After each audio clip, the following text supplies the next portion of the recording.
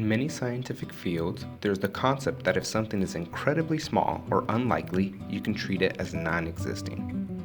Rolling with this assumption, let's create a thought experiment. If all 7 billion people on Earth were involved in a lottery where everyone's chances of winning were the same, but only one person could win, then you can consider the possibility of yourself winning, which is 1 in 7 billion, as basically zero, even though there's still a chance. You wouldn't say no to the offer, since someone's gonna win, and it could be you, but you aren't exactly getting your hopes up high. Then I think about raising the stakes. Suppose you had a man approach you with a gun that had 7 billion barrels in just one bullet. The man says, "Hey man, how about I take this gun here and give the barrel a good spin? I'll aim it at your head, and if you get a blank, I'll give you $1. If you get the bullet, well, you get the bullet. I give it another spin, and you give it another go. What do you think?" Your immediate reaction might be to say no. But the more you think about it, the more it makes sense to just play forever and get rich.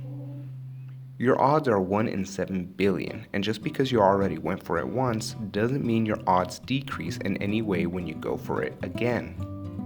A thought process some people might have to play it safe is to go today and again tomorrow, as to somehow make the odds better. But time is not a variable in how the odds are affected. Buying 100 lottery tickets in a day is the exact equivalent in buying 100 lottery tickets in a span of 100 years. True, you might get different numbers, and one of those numbers might be the winning ones. But the winning numbers could appear in either scenario, and the odds are the same for each ticket nonetheless. You just got lucky that one time. Therefore, taking the gunman's offer consecutively with little passage of time would make the most sense. To put things in perspective, the chances of dying in a car crash are 1 in 103. Every time you step in a car and drive, you roll the dice, yet there are multitudes of people who have died of old age that roll the dice multiple times a day, and we're completely fine.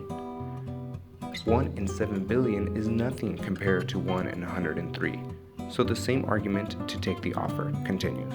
However, a nerve gets struck. You think back to the analogy mentioned before, the one about giving 7 billion people lottery tickets.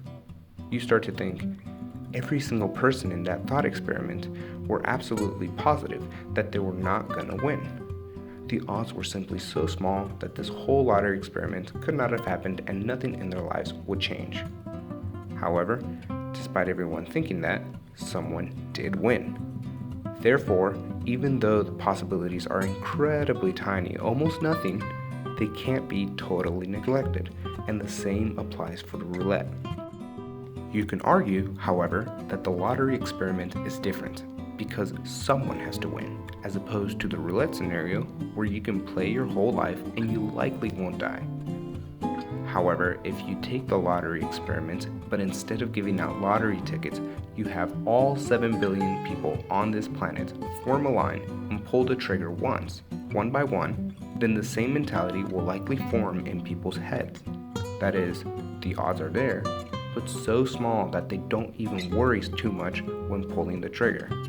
But of course, someone will die. What must be realized is that the odds in that scenario are no different than the odds where it's just you. Being positive that you won't die doesn't mean you aren't immune to some really bad luck. Then again, the prospect of becoming rich from playing a game with theoretically no consequences is attractive. So if you decide to play, the real question would be, when would you stop? Would you play enough till you can buy a meal, a car, a house? Or would you be confident to play till you have $1 million? After all, bad luck can strike at try 1 or at try 1,000,001, and you stopped at 1,000,000. Of course, all this can make no sense, and I'm just full of crap. So far, nothing has proved that that is not a possibility, so please take everything I say with a grain of salt.